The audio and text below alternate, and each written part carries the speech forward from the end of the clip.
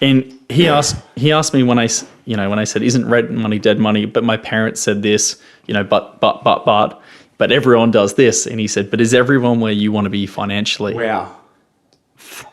And just at that moment, I was like, no, like I'm taking financial advice from this person over here who is in mountains of debt, who's not happy, who can't go on a holiday when they want, who can't eat out whenever. Like they're struggling, and they're making choices for their finances based on status, which is what everyone thinks of them. And I think if you can split the two things out, because I joked about the Rolex before, but you've got status and you've got wealth, and they're two different games that people are playing, and people often confuse the two, I believe.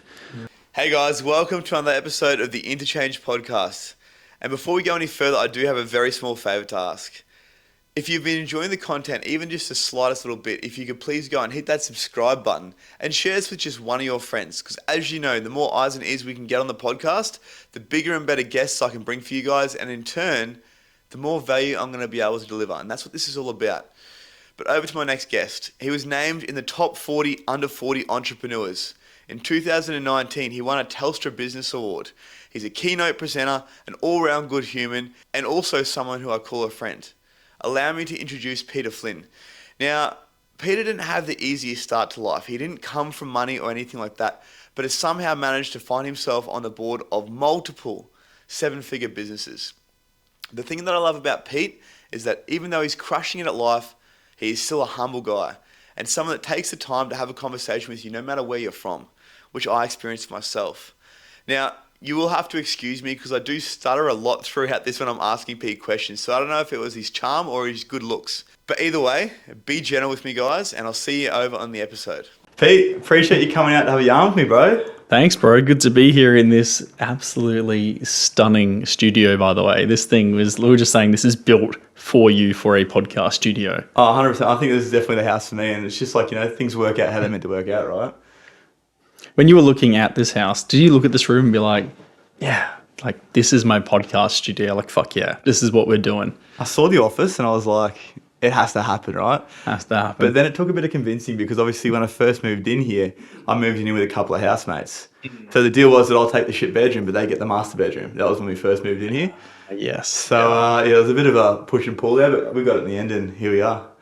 There you go. You're just recording podcasts and there's some banging going on in the other room. Oh, man. Yeah, look, luckily I never heard any of that. Yeah. So, but I'm sure they heard some sort of shit going on in this room because my old housemate used to work night shifts. So, gotcha, yeah. Yeah, it didn't work out too well. No, that's rough. We're here, though.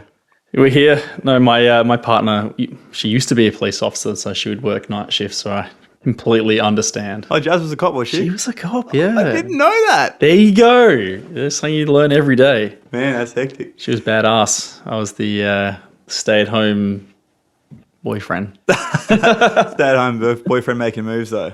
That's it, apparently. Mate, entrepreneur, fitness guy, doing all the stuff. Now you're helping other people to build their businesses as well. So off camera, you're talking about marking the Telstra Business Awards, which is one of the most prestigious business awards you can get in Australia. Is that right? We like to think so, yes. Yeah. So how did that take place?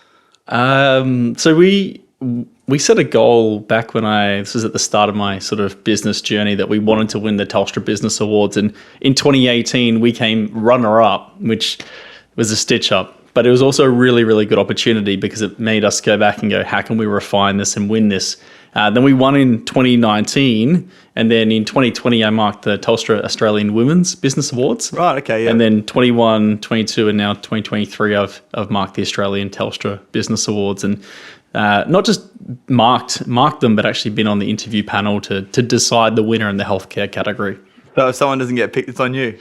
No, not necessarily. Not necessarily. Only the ones that make it through to that final stage. Yeah. So I'm marking the Queensland Championing Health category. Right. So there's different categories for the business award then. Yeah. There's different categories. So you'll have I can't even remember the others. I know I'm doing Championing Health. There's like 3 or 4 others, and some amazing businesses, some great people doing great things. And health doesn't just mean one thing. There's technology companies, there's e-commerce companies, there's healthcare, there's a whole wide ranging. There's medical diagnostics. It's really impressive what people are doing, and just marking these inspires me to go, what can I do? Like, what else can I be doing or building or creating? Yeah, I love that. So it's obviously inspiring for you, but also then helping other people to, I guess, push their business even further. Yeah. With the Telstra Business Award, how does one qualify, or do they apply for that? How does that work? So normally what happens is you nominate yourself, and then you get a little email sent out that says you've been nominated for the Telstra Business Awards. And then you take a screenshot of that, you put it on Instagram, and you say, oh my God, thank you for the nomination. Whoever it was, thank you so much. We've been nominated for the Telstra Business Awards. That's what most people do. Not to take anything away. So hang on, what did you do? Was that what you did? Of course we did that. I was like, me? The Telstra Business Awards? Oh, we've been nominated. There we go. I'm sure I did that back in the ego-driven early days there. Yeah. Wanting to look like we were doing better than we were. That was a few years into business. But so you would nominate yourself typically. You can nominate other businesses. I'd say it's not as common. Most people would nominate themselves. And then they'll go through a really rigorous process. So they'll go through like an initial process where quite a few it'll be sort of AI marked. A lot of them will just be cut there. Go through like short answer questions and some video answers, and then go through some long answer questions, and then through to the interview stage. And so I'm involved a little bit in the long answer stage and then the interview stage. Yeah, okay. So there's obviously, like you said, a vigorous process. Yeah, it takes about 6 months, I'd say. To actually go through the whole application. Yeah, it felt like a 25,000 word assignment when we did it. And it feels like marking a 25,000 word assignment when you're marking it too. So it's not something that's just simple to sit down and go, oh yeah, this and this. It's kind of like looking at a 100-meter sprint in the Olympic final. And it's so close. And so you can't just gloss over it. Like, these people have put their time, effort, energy into this. And so you have to give it the same time, effort, energy, and respect to be able to mark it at a level that is representative of the effort that they've put in, so that you're making sure that the person who wins is the person who really deserves to win. Yeah, okay. So what are the, I guess, criteria or the things that you're looking for as someone that's marking these? I can't say. Okay, yeah, I thought that might be the case. Yeah, no. So we have a defined marking criteria, but it's not something that I can talk openly about. Cool. That's fair enough, man. So with your business that you're running now, you guys are doing quite well on that. That's with Allied Health, is that right? Yes, I was going to say which one. So Clinic Mastery is our main business. It's an allied health business consulting company. We're primarily Australia and New Zealand, but we're also moving into the UK. We're in Canada as well, Singapore. I think we have a client in Bahrain. So we are an international company, and we're moving more and more into that sort of UK space as well. It's kind of a logical next step. Having built such a brand in the Australian, New Zealand market. Taking it all over the world then? That's the idea. One healthcare clinic at a time, helping them to achieve their goals. Yeah, so that's what you guys do, is help your, I guess, healthcare clinics, allied health practitioners and that sort of stuff to expand their business. And is it to more so allow them to be autonomous and be able to step away one day? Is that the goal behind it, or? We don't make the goals. They make the goals, essentially. Like, everyone's going to have different goals. Some people want to take over the world. Some people want to be able to provide for their family. Some people want to be able to retire their parents. Some people want to be able to earn $400,000 and not have to work that much.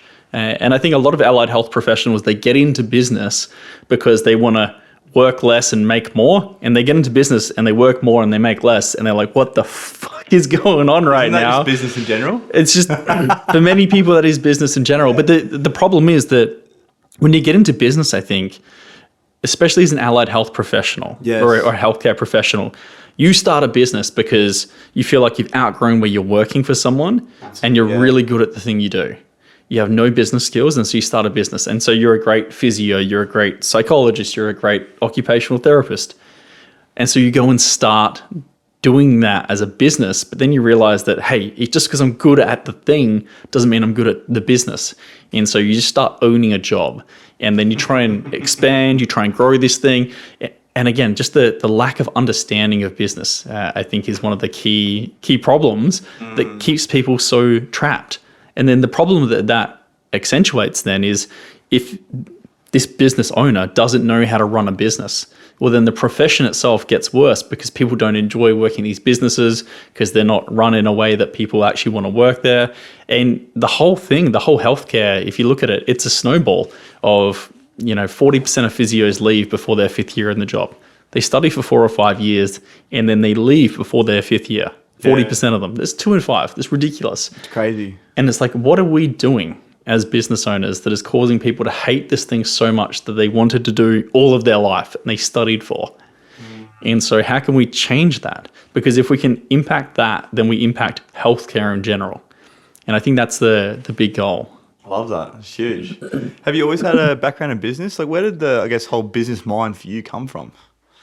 I don't think I've always had a mind for like lots of people are like, when I was 4 years old, I was selling this, and then when I was 6, I was selling this, and then I did all of these things, and like that wasn't me at all. Yeah. I used to love playing COD, and if you can call that entrepreneurial, then shooting zombies. I once this is probably my biggest brag ever, right? But for everyone watching, 1,758 kills I once got in a game of zombies on COD. And that's a lot of fucking kills, bro. Yeah. How many rounds was that, dude? I don't even know. It went for like 6 hours. And my girlfriend at the time had come over, and I was an hour in, and she sat there for a solid 3 hours, and I was like, it's gonna finish soon. It didn't. Like, I've said that before, and it happens a lot faster. Yeah, I hear that. But yeah, I just kept going, and she eventually was like, I guess I'll just see you tomorrow. And I was like, yes, I'll see you tomorrow. Yeah. So that's that's probably my biggest accomplishment, I'd say. I can't remember what we're talking about now. Business, bro. Business, yeah. When you were younger growing up, like, did you grow up around, like, your father being in business? Like, was your family, like, owning of a business? Owning of a business? That was shit English. Did your family own a business, warehouses? My family wasn't a business, but not one of those families. No. It was like my dad sort of, just himself, like just self-employed, but I wouldn't say like ran a business. He was self-employed in the building sort of game, like a lot of people are. Yeah. So there was no influence from family. I don't think I'm running a business or anything like that. I think my mum was a French and German high school teacher. Yeah. In fact, both my parents speak French and German fluently, but no one ever taught me, which, again, why would you not teach someone that? That's the skill you want to have. Yeah, imagine rocking up to a French patisserie and ordering in French. That's boss ass. And people are just like, what? Well, this is why I started salsa, because I want to go to Cuba and walk into a little Cuban bar and be able to salsa dance. You see, there's like a bit of a, thing behind that. You should definitely come down to a salsa lesson. Jazz put you up to this, didn't she? She did. I knew it. There's a camera here, isn't there? Yeah, there might be. There might be a camera here. Yeah. So for me, there was no real like influence there, and where business came from for me to start with was going through uni. I started to think, maybe I could do my own thing here, and I started to see it was that sort of age of Gary Vee and those sorts of things coming through. I graduated in 2013. And so it was around then I was starting to get these external influences. So really it was social media more than anything. And I'd say Gary Vee was probably the person I followed that had that influence on me of, you can do anything. Yeah, so it was literally the people around you, the people you were starting to, I guess, look up to that got you into business. Essentially, yeah. Yeah, right. So then 10 years on now, business is doing pretty well. You haven't just got the one business, you got a couple of businesses.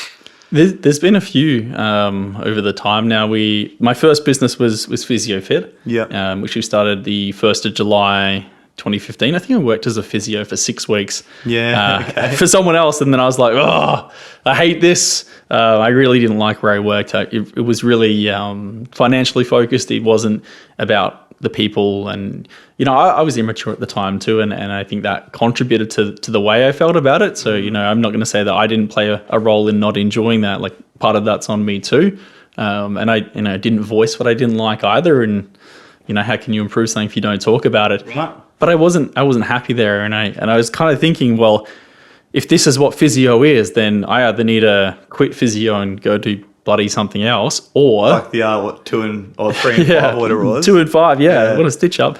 Or it's time for me to actually go start my own thing. Yeah. So what I did was I called like 30 gyms in Adelaide, and I just said, hey, I'd like to rent a room from you and just run a physio clinic just out of a room. Yeah. 2 got back to me. Only 2 out of like 30. One of them was ridiculous with the rent they asked for. It was a CrossFit gym. And the other one was a CrossFit gym, which wasn't in the most beautiful area ever. Like if you can picture this power plant, scrap metal yard, CrossFit gym, set back from the road, no lights. But it was the perfect place for me to start my business journey. It was Being a CrossFit gym anyway. It was a great community. Yeah. And I think that's where I learned a lot of the values of community that has led into creating communities in the businesses that I have now. I think I had a lot of learnings from that. It's funny. It's at the time you don't think about these things, but when you look back and I saw the value of the community and how that meshed together to create such an amazing business. And I was like, imagine if you could have this in a physio business, or imagine if you could have this in X, insert business here. Yeah. I think it's such a valuable part of so many businesses these days is having a community where people can find their tribe. They can find the people that they want to spend time with. And, it helps to make it sticky. People want to be there. People want to be a part of it. So That's the thing, isn't it? When you come to creating a community, like you said, people want to be a part of that, so they'll keep coming back. It's not even about really what you're doing. It's about the community that you've provided for those people. yeah, exactly. And so you've done that as well with something that I'm a part of with Peach Consulting.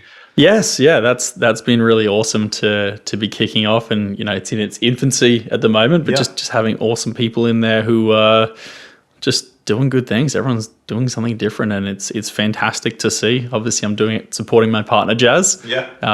Just helping out there, but helping essentially online business owners, online coaches to be able to improve their product, to be able to improve their lead gen, their marketing, scale their income, decrease I guess, skip all the mistakes that I've made over my time. All right. Like, how can I help to shorten that learning curve for them?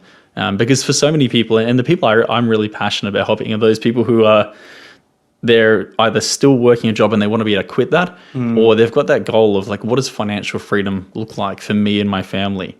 And to help to accelerate their development to get there. So something I've heard you say a couple of times now is financial freedom. What does that mean to you? And I guess, how do you go about starting to, put a plan in place to try and create that for yourself? Yeah, so like financial freedom is having a Rolex in every photo on Instagram and making sure that the watch face is just perfectly turned. And you're going to make sure you take that photo in front of that nice sports car. Yeah, I was actually hoping you bought it today, so I could just jump out there and take a couple. No, just Apple Watch guys, by the way. Yeah. It's crazy though. Just You side haven't got the note. Rolex interface for it? No, I didn't know you could do that, but that'd be badass, wouldn't That'd it? be badass. Yeah, watch me wear that one around. I don't know if you can, but I just made that up. Yeah, I don't actually use this. It's funny. This actually sits on airplane mode at all times, so it just tells the time. So I may as well just have a normal watch. It's a wristwatch, yeah. Yeah, because I hate notifications. So Yeah, that's why I haven't got one. I got the Whoop, literally for that reason. yeah, complete waste of bloody time. But there you go. Marketing. He's an Apple guy. Apple knows they bring it out, I'll buy it. Yeah. But coming back to what is financial freedom. Financial freedom for me is the point at which your investments bring in enough money that you don't have to work. To me, that is true financial freedom.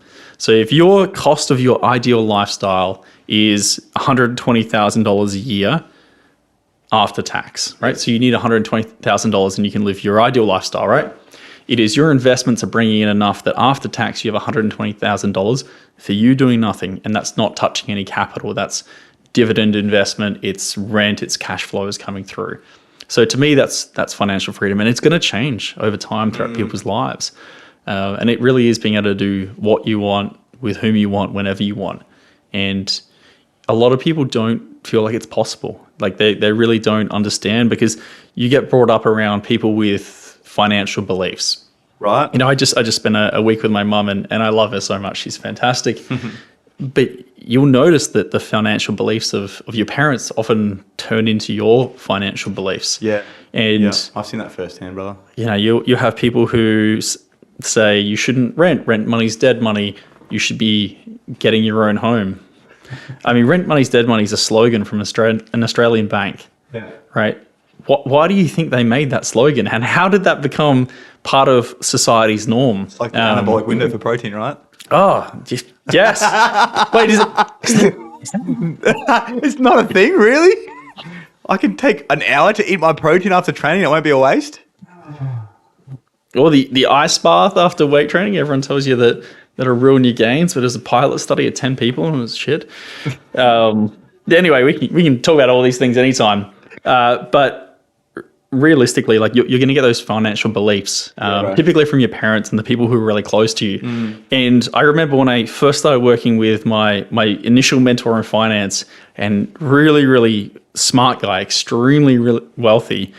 He'd made his wealth through currency exchange business that he had. A crypto thing? No, it was real currency exchange, and then some crypto stuff. And he was worth hundreds of millions of dollars. Really crazy. Younger than me, really, really humble, really successful. You'd never know from the outside.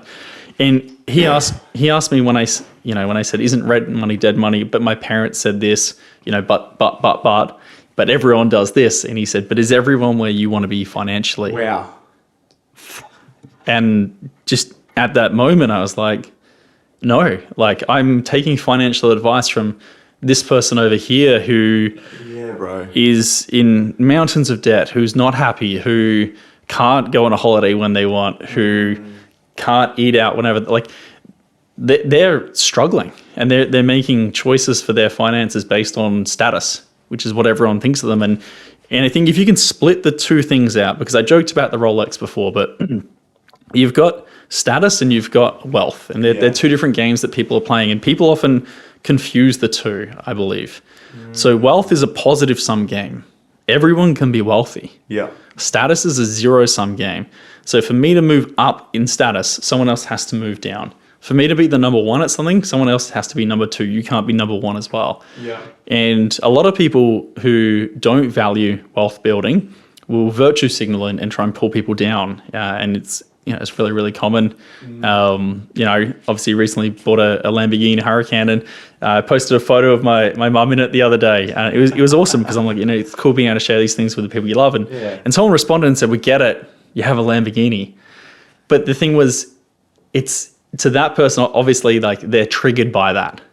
That's right. Right. And it's really interesting because it's like, well, what is it? That like I didn't ask them. In fact, my response to them was, "I also have a Tesla too," with a winky face. I love it. Wasn't a quick answer. It took me like 5-10 minutes. Straight. Yeah. Like you hear that, guys? You have to think about it. He's not a computer. No. Wasn't ChatGPT. No.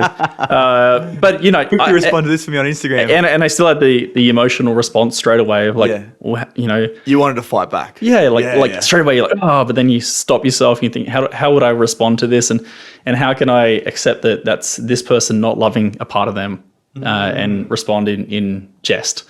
Right. And you see it so much on social media, right? Oh, it's such an interesting thing. But I'd encourage people to just think about like, where in your life are you playing a status game? Yeah. And where in your life are you playing a wealth game? And building wealth is, wealth doesn't have to mean money, right? But if we talk about money here, like building wealth it's doing good. Like typically the more wealth you have, the more opportunities you have, the more choices you have. And in life, I think opportunities and choice are what people really desire. And if you flip it and go status, the problem with people playing status games is normally they're buying it with money they don't yet have, right? So they're borrowing from the future to buy it now. And that doesn't mean that, taking loans is a bad thing, right? In many cases, if you can invest your money at a better percentage, right, then you're better off taking that loan. Yeah. And so it's looking at all those things, because full disclosure, like I bought my car, I paid $380 in cash, and I took a $200 loan on it because I had that much in cash that I was willing to spend, and I didn't want to liquidate any investments that I had. Yeah. And so it made more sense for me to take a loan that I can pay off over the next 6 months, rather than liquidate some assets, have to pay capital gains, things like that. Yeah. So it's looking at what's best for you, and then also being open and honest about it. Don't tell people you bought this thing in cash if you bought it on credit. But also, yes, bro. Just be open, be transparent. I think there's just not enough of that in today's society. Everyone's trying to outflex each other. Well, not everyone, but too many people are trying to outflex each other, and it's just a status game. And the problem is that someone's always going to have more, and you're never going to be happy. You're never going to win there. It's like chasing that external validation, right? The more you get of it, the more you need. So play the wealth game. The wealth game, everyone can win. I can be wealthy and you can be wealthy, but I can't do that if it's a status game. I've never heard that concept before, status and wealth. Where does that come from? Naval Ravikant. Okay. Who... He's a book, I take it? He's like a capitalist Buddha. He's fantastic. He really is. I love that, man. He's got a really good podcast worth listening to. Yeah. It's called How to Get Rich. Okay. And very subtle. It's not how to get rich. Yeah. It's actually it's about how to build wealth in all areas of your life. Yeah, how to have that abundance, right? But he basically said, I called it How to Get Rich because then people will listen to it. He's a smart man. He's a genius. He's a smart man. He's a genius. But he posts once a day on Twitter. It's the only reason I have Twitter. He's the only person I follow. He posts one thought once a day. And I've taken from that, and he's like, every day I'm learning, and then I want to distill that learning, and I distill it by writing into a short tweet. And so I do that with Instagram threads now, actually, which I really enjoy consolidating learning and putting into some kind of thread. So with your threads that you're posting, that's something that you've just taken on board that you're then reteaching to other people to help instill it in yourself? Yeah, so it's my interpretation of something that I've learned that day. Yeah. Which also helps me to make sure that I'm learning something every day and I'm looking for opportunities to learn. So it's not always a book. Sometimes it's a conversation with a friend. Sometimes it's in line at coffee, right? Like the other day, I was in line for coffee, and person walks away, and the coffee guy, the barista, I was like, what's his name? Coffee guy. The barista goes, this person's just paid for your coffee, so they paid it forwards. It was just like a little thing like that made me think about then the kindness of strangers and how that impacted my whole day. They spent $4.50, and it impacted my entire day. Yeah. And then I looked for opportunities where I could give that or pass that kindness on to someone else, which I wouldn't have otherwise done, right? Well, they say one of the highest, or one of our basic human needs is contribution, how we can actually contribute and give back. And small things like that, it's like a selfless but selfish act, because it makes you feel really fucking good, but it also makes that other person feel really good as well. And obviously doing it in the hope that it does get paid forward, it's a good way to sort of, I guess, make a little difference in the world. Pretty cool, yeah. Now, with the financial freedom side of things, at what point in your life did you actually, I guess, or would you classify yourself as reaching or having reached financial freedom? That was a really badly put together sentence. At what point in your life had you have reached financial freedom? I reckon we should do some tongue twisters after. This would be fun. Sounds really good. Say, which wristwatches are Swiss wristwatches? Which that's a doozy. Go again. So which wristwatches are wristwatches are Swiss wristwatches? So I've got a list at the best of times. That's what I get from smoking too much meth. Well, that's a good one to get rid of it. It teaches you to really articulate it. Slow that right down. A good friend of mine, Vin Zhang, taught me about how to articulate things better. Financial freedom. I would say I haven't achieved financial freedom. My investments do not passively make me my dream lifestyle. Everyone's going to look differently at what people do. So if that's my definition of financial freedom, I haven't hit it yet. Yeah. I have a plan, and I know based on what I'm doing now when I am going to hit that. But it's one of those things as well. Like, people will look in from the outset at what you have, and people will only see you'll see the status things people have typically, right? You're not going to see someone's investments. Like, no one's putting their real investment account up. No one's really telling you how many investment properties and how positively or negatively geared, how much is still owing on it, what's the interest rate on each of these things, which I think would be nice. I think it'd be nice if people were more transparent. And I've got everything in place that over the next 5 to 8 years, it really should be achieved. But the challenge is maybe that the ideal lifestyle, the cost of ideal lifestyle goes up. And, one of the things Naval Ravikant talks about is there's two ways to become financially free. One is to earn enough to become financially free. The other is to decrease your cost of ideal lifestyle. If you've got... Live a more humble life.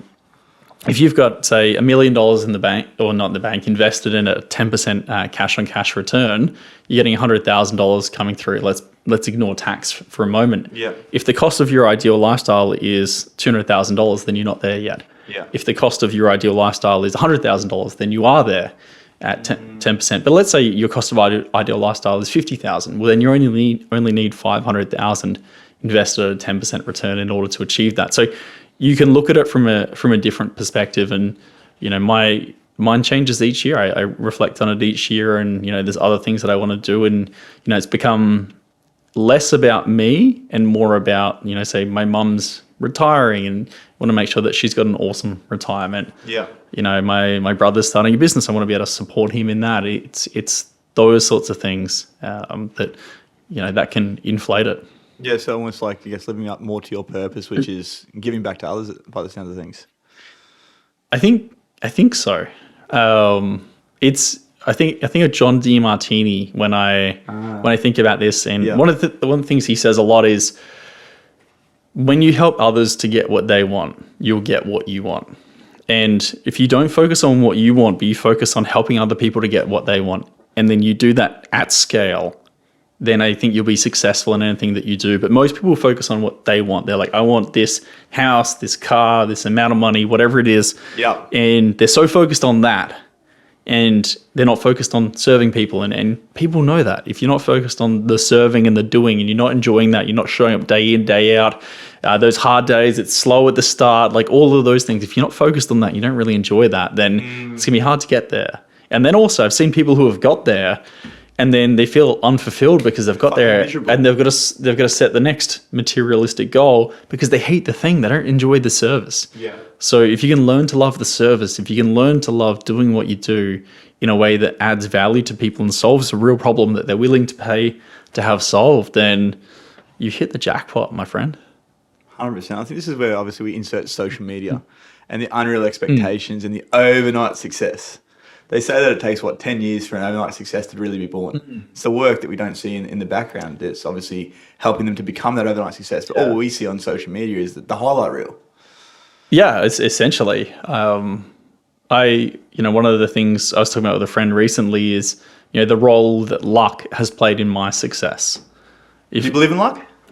I believe luck plays a large role in everything. Like if you were to look at, I started a physio clinic very, very early on, and just after that was when Clinic Mastery, the business consulting company, started. And then as I joined and we grew that was the start of, like, there weren't many big competitors in healthcare consulting in Australia, and so we were an early mover in that. It was a really strong time for social media in healthcare was really starting to kick off around that time. And so the companies, the clinics we were competing with for PhysioFit, they weren't super adept at using those. And so we had these strengths that they didn't have, and they didn't embrace that. And so we were early in that space as well. Like if you were to say, start it right now, Clinic Mastery, PhysioFit, iMoveU, which was our online education for physios that we got acquired earlier this year, like, those things would be 10 times as hard to start right now. There's the timing of it that obviously got you there. So the timing was quite lucky, meeting the right people. There's luck involved in that. And don't get me wrong, there's so much hard work. I was going to say, But I think if you try and attribute all of your success to your hard work and all of your failures to bad luck, then you're going to be blinded to actually creating anything really big in the future. So if you can acknowledge the role that luck plays in it, both for you and against you, then I think you're coming from a much more balanced perspective. Right? Does that make sense? Yeah, it does. Yeah, I was just thinking that. But a lot of people then would take that on board and go, okay, well, luck is, I just have to, be lucky enough, and then things will happen for me. It's just one factor that plays into it, right? It's hard work, it's hustle, it's grind, it's passion, and it is luck, right? And it's finding for you what is that version of luck? So it's one of those things. I think we just have to acknowledge that luck plays a role in all of those things. And most people, they won't acknowledge luck playing a role in their success. And there's a survivorship bias, right? Like, let's say 1,000 people start a business and one of them comes up with Facebook, and we say he is a genius, he's a hard worker. What about the other 999 that in any other universe would have been the successful one there? And there's a guy called Nassim Nicholas Taleb who talks about it's fooled by randomness, how we are fooled by randomness, and because we don't understand how randomness and luck play a role in things, we attribute all of these things to successes. And luck plays a much larger role in randomness than we think. Is this like talking quantum stuff now? No, this is just the survivorship bias, right? Okay. So let's say another good example is if you said 10,000 people have to bet on a horse race. Yeah. Right? And one person, like, you're going to have a percentage that win and then most people get out. If you did that for 6 races in a row, at the end of it, you had one person who had picked the right horse every time. And I said, they're going to pick another race coming up and you can put all the money you have on it. You'd be like, no. Because in that one, you can see how this is just the survivorship bias because you've seen it whittle down. Yep. And you've seen the role that luck has played in it. Yeah. Now, that person probably thinks they're a genius, right? And you've probably heard your friend who's had a really good run in at the casino and they've told you about the that. Track all day. All day. I can pick the numbers. You can pick them now. Yeah. But the role that luck plays in that, it's huge. luck and randomness, essentially. And so in anything, you will have like winners and losers. And I think this survivorship bias that we put people up on a pedestal because they were that one that did succeed. And it's not to take anything away. Like, it's still like all of them put in a lot of hard work. Yeah. But I think if we can just acknowledge that luck and randomness play a bigger role than we like to admit, especially if you are the winner than we like to admit, then you can see what happens there. Yeah, cool. So for someone that wants to go out and start to create that financial freedom for themselves and obviously, I guess, start to live a life that's really on their terms, what would be the first step that you would, I guess, today my English is not working. What would be the first piece of advice that you would give to them? We can do Japanese if you like. I think you make me nervous, Pete. You're so handsome. Oh, thank you, sir. Thank you. So the question was if someone wanted to start to, I guess, start their own business, what's the first step? What would be the first step they would take, or that you would give them as advice to take? I think the first step is planning, is to define what is financial freedom. Yep. And really clearly and honestly map out where you are now. Most people can't honestly tell you where they are right now. Is that an ego thing, do you think?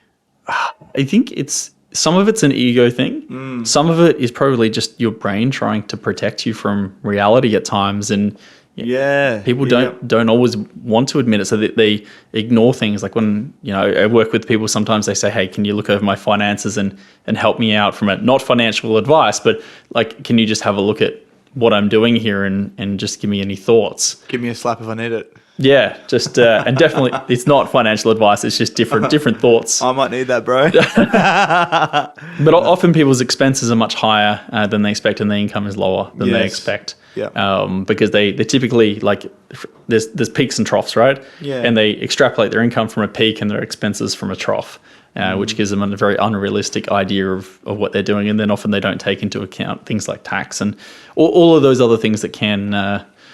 Get around it. And just on that, you asked about social media. One of the things that frustrates me the most on social media is when people put their revenue numbers up on their, don't put revenue numbers up. Revenue is just dick measuring. Yeah. That's not profit. You didn't take that home. Yeah. My mate just started a building company. He probably did 2-3 mil rev. It's not like he's making 2-3 mil. No. What about expenses and all that right? Sort of Expenses, overheads? Like all of these things. So, like you said, tax. I think, I probably would, I'd say profit before tax, but it's looking at just, if you're going to be open and transparent and use numbers, then you've got to use real numbers with clarity for people. Otherwise, I think it is being misleading and deceptive at times. Yeah, well, they see that, like, that big number, and all of a sudden it's like green light, green light, green light. They don't see all the other shit around it. It's obviously going to bring that number a lot lower. But there's nothing wrong with the number being lower. Like, if your profit number's 100,000 and a year into business, I'd be like, fuck yeah, that's awesome. Yeah. Yeah. Like that's quit your other job, the job you hate kind of numbers. Yeah. So I see that a little bit, and maybe it just triggers me. Maybe it's perfectly fine, and my perception of that is just, I don't like it. So I'd also look at that too. But coming back to, what's the first thing that people should be doing? They should be mapping out exactly where they are right now and where do they want to be. And then if they can map out where they are now and where they want to be, they don't have to understand how to get there. Yeah, so true. Right? But they just need to know, where are you now and where do you want to be? And if you do that, you're ahead of, I'd say, 99% of people. Yeah. Right? And then you can find the information to help you. The information is out there. You can get, I'd say you can get it all for free. You can hire a coach. You can work with someone who's actually done the thing. Like I'd say never work with a coach who hasn't done the thing that you want to do. Always make sure that they've got the experience. There's one thing to theoretically talk about doing something, and it's another thing to actually do it. Everything works out perfectly in textbooks. That's why we have economists. Well, how many, who was I talking to the other day about this? How many, business tutors or business at university, right? How many people that are teaching business have actually run a business, a successful business that makes millions of dollars? Was it you and I speaking about this? It wasn't, but I can't even believe they have business as a uni course. Yeah. Seems crazy, to be honest. And exactly for that reason is that, the people in business probably aren't doing the uni courses. I don't know anyone, and I could be wrong here, so happy to be wrong here, but I don't know anyone personally who's done business at uni that then went on to create a successful business. It's normally from that course sort of thing. Yeah, well, it's just normally the people I know who have created really successful businesses. They've been passionate about something and they've started, and then they've found external help from mentors, and typically those mentors are people who have also done the thing, and it's been along those sorts of lines. So by the sounds of things, a lot of people that are successful in business as well. So after knowing all these people that what is probably a couple of things that you would say they all have in common? Like there'd surely be a couple of things there that they have that are congruent. Yeah, there's lots of things they have in common, a lot of differences as well. I think something that they have in common is that they see a better life for themselves. That vision. They've got a vision, and sometimes it's a push or a pull, I'll call it. So sometimes it's something that they're really pulled to achieve and that they've got the vision, and other times it's a push. They're trying to move away from something. So they're either trying to move away from the negative or towards the positive, and both of them can be very, very powerful drivers. I'd say they have an inflated sense of self in a good way. When you say inflated, what do you mean? So they see themselves as more than what they are? No, not so much more than what they are, but it's like they believe they can be more than what they are. In a way that Ryan Holiday would describe it is an inflated sense of ego. But ego is just the sense of yourself. It's not necessarily a bad thing or a good thing. It has a negative connotation these days. But the word ego comes from the sense of I, essentially. Yeah. And so they hold themselves to a high regard. They have a lot of love for themselves. They believe that they can and will do big things. Yeah, which isn't necessarily a bad thing at all. I'd say it's a fantastic thing. Yeah. If you're going to do big things and if you're going to be successful, you have to believe that you can be successful. Massively. And that doesn't mean at times, by the way, that we don't, or I don't go, damn, like, is this going to work out? Or like, how can this be successful? Or you second guess yourself here and there. And, I still struggle to pick a restaurant when we go out to eat dinner all the time. All those random things. I still, before I send out some emails, I'll look at it and I wonder, does anyone care about this? And there's little insecurities. You'll have all of those things. You'll put that thing up on social media and you'll get, Jonathan 67403 hash who's just like, fuck you. And you're like, oh, God damn it. This fucking Jonathan guy. Jonathan again. Not this guy again. You've got him too? It's actually it's my other account, but my alter ego. Jonathan's here. Jonathan's here, guys. Jonathan now? I'm talking to Jonathan, aren't I? Yeah, let's tear this place down.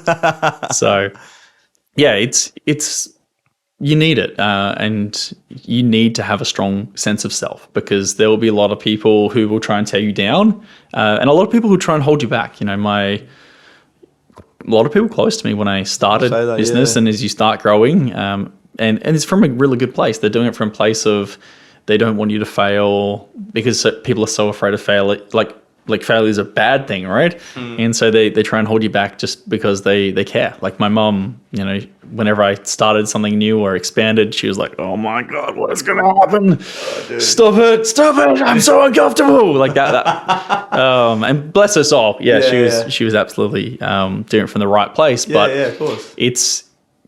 People won't be able to see that vision that you have. And that's probably another thing that a lot of entrepreneurs and business people have in common is that they don't see failure as a bad thing. They see it as a learning. Right. And whereas the average person has been like, as they've grown up, when they do something good, they get a pat on the back. When they do something that doesn't work, they get told off. And so Exactly. failing is a bad thing, and that's drummed into you, that's conditioned. Whereas, especially in Asian cultures, failure is not a bad thing, it's learning. And I think that you'll see entrepreneurs here, they start to recognize that failure is learning. And so you don't fear failure anymore, right? Because defeat is quitting. Yeah. But failure is just learning. Yeah. And as long as you don't quit, well, then you're going to get better and better over time. I think it's the same with discomfort, isn't it? From a young age, you get told don't do anything that makes you uncomfortable, but in that comfort zone is where your dreams go to die. You can't move forward and grow through life if you're not getting uncomfortable at some point. Exactly. New shit feels not nice. Well, as one of my mentors, Vinny Zhang, again, said to me, in order to be good at something, you must be. In order to be good at something, you must first be shit at it. 100%. And it's like anything you do. I mean, you're starting salsa. I'm sure you didn't rock up and you're bloody amazing at it. Oh, bro, it was woeful. I've seen Luke's heaps in the retirement village. And but a lot of people won't try something unless they know they can be good at it. I know a lot of people like that are actually quite successful, but they won't be seen in public doing that thing until they're good at it. And it's like, if you can just be, I really like James Smith, how he says a lifelong learner or have the white belt mindset. Yeah. And it's like, if you can just approach everything like that, and you're not afraid to not be great at it, because guess what? No one cares. No one cares if you're not fantastic at this or that or whatever. Just rock up and learn and be yourself. And there's lots of things that I'm good at. There's lots of things that I'm not so good at. And, example, I was a reasonably high level tennis player. And I never looked at someone coming out to have a hit of tennis who was just starting out. And I was like, fucking loser. Yeah. Right. No one ever thinks that. It's just not how you're like, wow, that's awesome. That person's coming out here and they're giving it a go. Because I remember I was there one day, right? We've all been bad at everything. The things we're good at now. Back to us though, doesn't it? What we think of ourselves. Yeah. Right. And again, it comes back to status. Because in order for you to look down on someone, you have to think that you're above them. And when you play status games, it's a lose-lose, because you said, for you to win, someone else has to lose, down. and it's never a game that you're going to end up happy. Yeah. Right. Wealth, and like I said, wealth isn't just money. So wealth can be experiences. Yeah, man, massively. Right. If we use the salsa again, if you look at it as experiences and going and learning something. No, not quite. I've got to be fantastic at it before I come out. World's biggest hypocrite. No, I'm joking. But if you can just go out there and have a wealth of experience, like that in itself is a game that you can play then, where you're just there to learn and have fun and enjoy it. And you don't have to be better or worse than anyone else. And suddenly you're going to be much more drawn to doing that. And then you most likely be more successful at it. And that doesn't mean that at the top levels of sport that, yes, you do want to be better than the other person, right? That's what sport's about, isn't it? That's sportsmanship. Yeah, sportsmanship. But it's like at the top level, yeah, you are going to do that. Yeah. But it's going to bring with it its own mental challenges that come with that too. Yeah, I'm not putting my dancing shoes on and trying to go if I can win any medals for salsa anytime soon. So we'll check back in a few years and we'll see. The Olympics are in Brisbane, 2032. So. They have salsa for Olympics? They might by then. They had BMX recently, I think. So BMX has been there forever, bro. That's actually a sport. I'm sure there's some other random sports that'll be in there. Yeah, no doubt, brother. Now, I'm rubbish with finance and business. For someone that's, I guess, myself, anyone else that might be out there struggling with, I guess, starting a business, understanding the fundamentals of business, what would be, I guess, a resource or something like that you'd recommend for them? And what would be, I guess, the starting point for that? It's a good question. I think I'll split the two to finance and business, right? Yeah. I think the book I would recommend for finance would be, there's probably a few. Top five. Top five. The Little Book of Common Sense Investing by Jack Bogle. Okay. The Path by Tony Robbins. Okay. Oh, I'm having a mental blank on. There's another Tony Robbins one. I'll get it, and you can stick it below. It's the one he wrote before The Path with. Let's just drop that. We'll come back to that. Business. Yeah. Did you say business? Oh, I did. Oh, indeed. love it. Business. I would say it depends, right?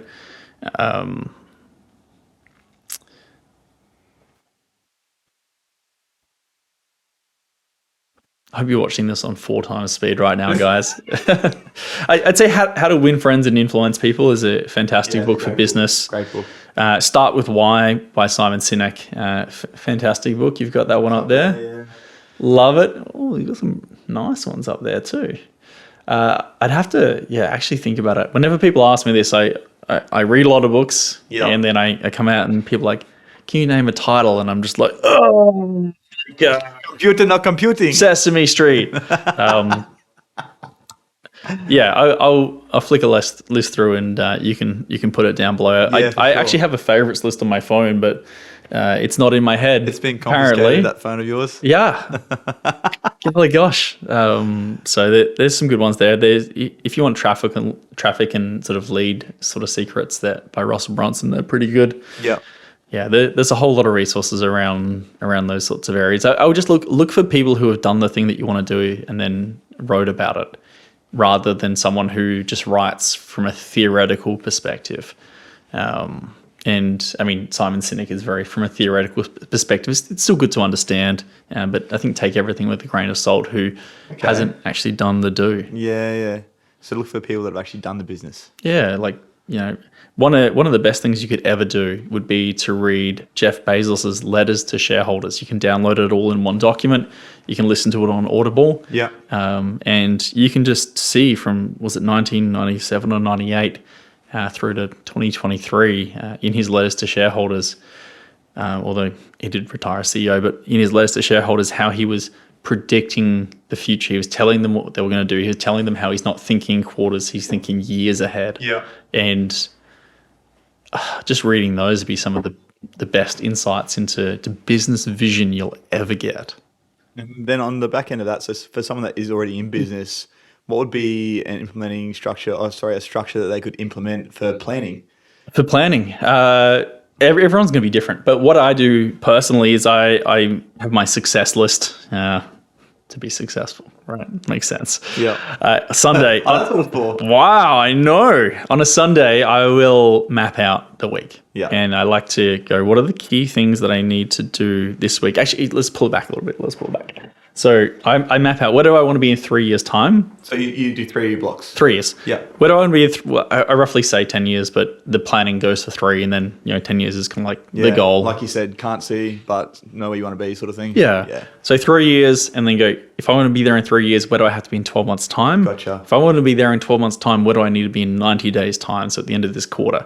All right, over this quarter, what are the key projects that I need to work on? And what do I need to do every week in order to achieve those? And the key thing with a plan, I'd say, is it's not just people's plans. When I look at them sometimes, it's different things every week and it's really scattered.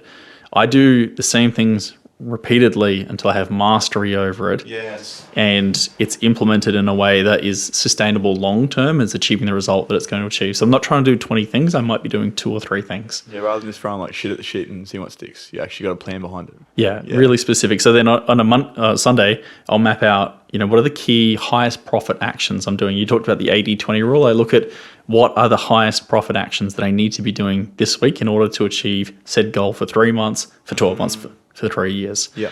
And then from there, I'll go, all right, these things have to happen first. And often they're the things you don't want to do, right? Often people's planning goes, what do I like doing? What am I good at doing?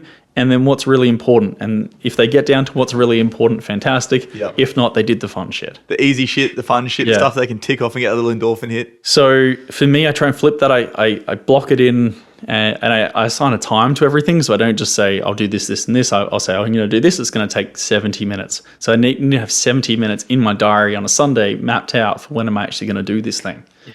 And so it's really specific. And I'm always putting the high profit actions before the low profit actions. It usually means I'm usually putting the things I enjoy doing. I'd say not so much anymore, but there used to be things I didn't enjoy doing as much. Yeah. But the more you do them, the better you get at them. If you're good at something, you tend to enjoy doing it more. 100%, yeah. That's probably why we avoid doing those things, because we're not good at them to start with. Yeah. Honestly, most people's business would change overnight if they prioritize the things they don't like doing, and they'll still get to the things they do like doing, but if they just prioritized and did them first every single day, their business would change. Well, that's the thing, because we obviously the things we enjoy doing, we're going to do more of. If we get to the end of the day and we've done all the shit we needed to do, and you still got the stuff you enjoy doing left to do, you're going to generally do more of those things. Yeah, and how can you turn your business into fun, into play? Because that's the thing. It's like, if someone's trying to compete with me on a business where, for me, I love doing it, it's play, I get up and I'm excited to do that. And to them, it's work. I know over the long term, I'm going to win because I'm having fun. I'm doing it because I enjoy doing it, and I'm spending more time refining the craft. If I'm playing and you're working, I'm going to win in the long run. 100%. And 10 times over. Yeah, I'm going to outwork you. I'm going to innovate more than you. Yep. I'm going to be thinking differently to you. You're going to be working rigidly. And so it's, how can you flip that? How can you turn it into play? Like the thing I used to say to myself is, how can I turn this into what COD was for me, where I could sit down for 6 hours and play nonstop, right? Yep. That's the goal. 100%. I actually had that, I guess we'll talk about that off air, that same conversation with my dad. Like, if I got to, a place where I was financially free and I had the choice to continue doing what I'm doing or stop doing it, would I continue to do it? And yes, I fucking would, because I love what I do. And talking to him, it's like, no, I'm pretty much miserable in what I do. I've been laying carpet for how many years, or selling carpet. I'd definitely stop. So for you to, I guess, get to the best point in business is to find that thing that you love doing and be able to do it and get paid for it. And look, you got to think, like, if we think of like 3 circles here that are overlapping, and we've got, like, what do you love doing? With that little bit in the middle? Yeah, a little bit in the middle. What do you enjoy doing? What do you love doing? Yeah. What is a problem that this solves for other people? Yeah. And will people, like, what part of this will people pay to have solved? Yeah. And when you can find the intersection for that, you're sweet. But because you can't just go, I really enjoy eating hamburgers. Some people like to watch other people eat hamburgers. That's a YouTube channel. That can be a kink. It could be a YouTube channel. But it's like you have to think, like, is this solving a real problem for a person who will pay to have this solved? Like, you've got to think from a few different things. But if you can love what you do, then, like, that's even better. Yeah, 100%. I think that's really the art to business, isn't it? Yes. Find that little sweet spot. So what would be your top 5 tips for someone in business right now wanting to, I guess, 10x their business? Top 5, that's a lot. Number 1 is refine the plan. Yeah. Like, plan the work the plan. I'd say refining the plan.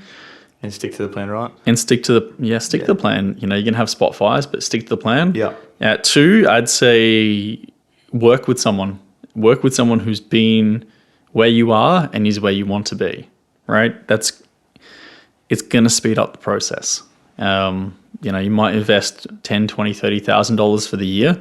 Does that add more than that in revenue? Like, I'd say for most people, if they're working with anyone half decent and they actually have a reasonable business already, then they should really aim to add 10x to that. Like, that's the thing I think about. If we're charging this, how can we add 10x in value? And then it becomes really easy to ask for it, because it's like, well, I know I'm giving you a lot. You're getting a better deal than me, right? Yes. Which is fantastic. So working with someone who's been there and done that and is where you want to be, I think that really helps. I'd say work on your prioritization, so that you're prioritizing the things that really matter in your business, and you understand Most people don't understand, if I pull this lever in my business, what happens over here? Yeah, what's actually going to move the needle? Yeah, so you need to understand how things impact different things. And I'd say most people, they don't. It's just randomness. They're just pressing buttons and they're just like, something happened. Actually on tech, you got the bottle going. Number 4, I'd say number 4 would be to actually look at how you structure your week. Yeah. Okay. So I'd say map out what is your ideal week in a year's time. What does your ideal week look like? And look at your week now and look at your ideal week in 12 months' time. And you'll probably notice there's 3 or 4 things you can do instantly. Yeah. Pull the trigger on that shit. Start to work towards your ideal week, something that inspires you. And the last one would be your habits. Write down what does the best version of you do each day, each week. Right? Write down the most ideal version of you. And one thing to think about whenever you're making decisions is think backwards rather than forwards. So when you make a decision looking forwards, you typically make a shorter term decision, right? Should I buy this watch, this car now, like whatever it is? Should I buy this thing right now?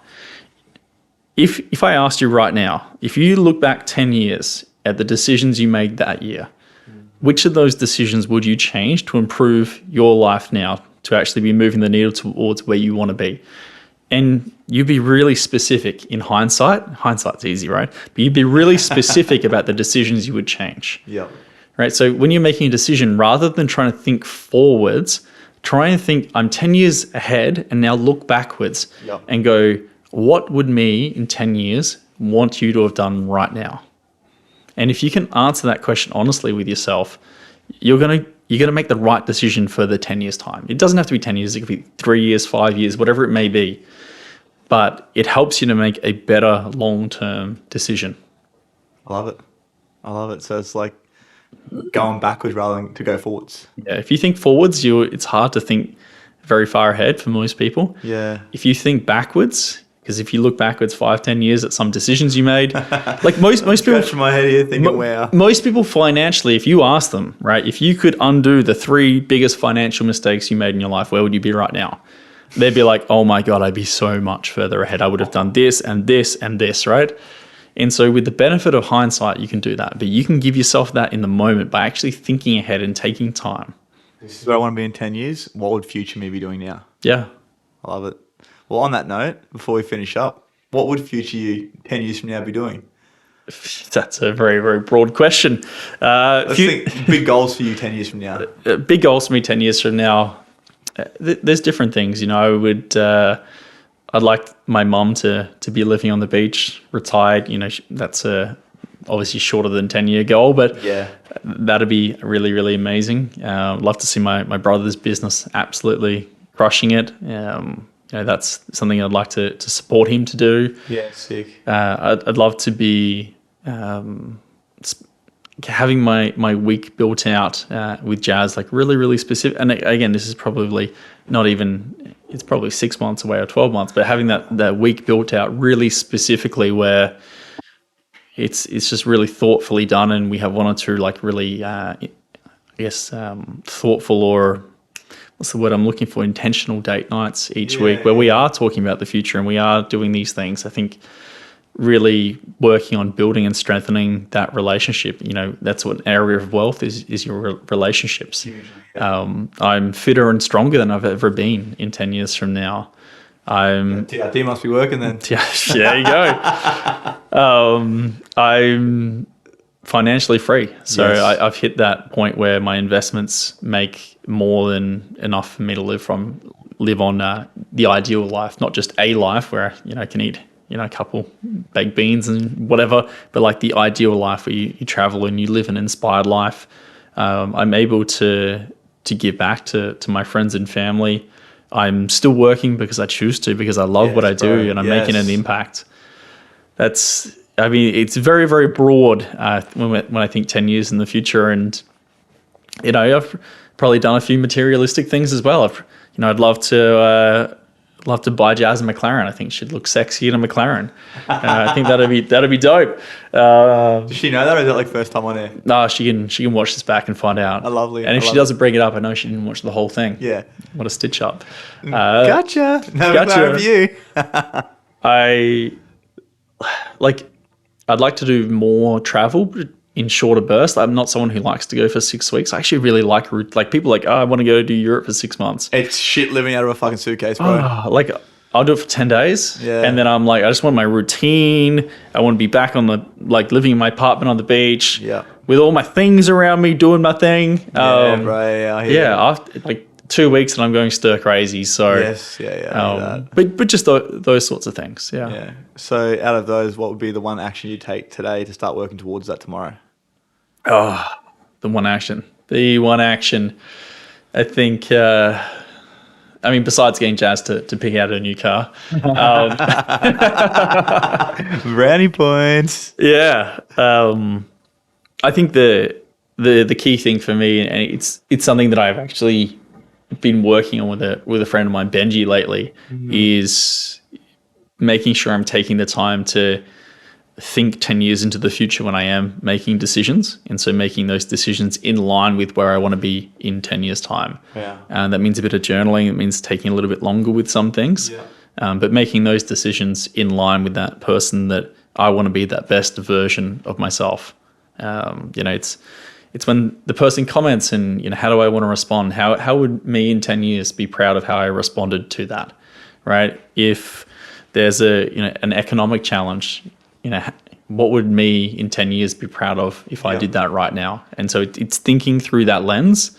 Business it's a marathon. It's not a sprint. And massively, bro. People want to do business with people they like. And I think if you can build trust over time, Warren Buffett says it takes, 15, 20, 30 years to build a good reputation and build trust, and less than 5 minutes to destroy it. Yes. And so just keeping that in mind when you're making those decisions is, how can you make sure that you're building your reputation, you're building that trust, you're living in line with your values of who you are, and you're not afraid to put your hand up and say no. Like I'm not okay with this.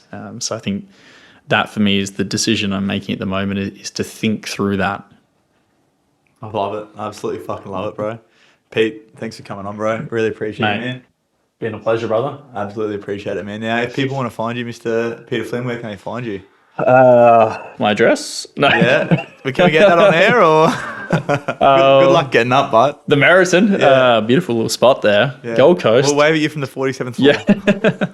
Yeah. They can find me. The only real thing I'm active on is Instagram. So cool.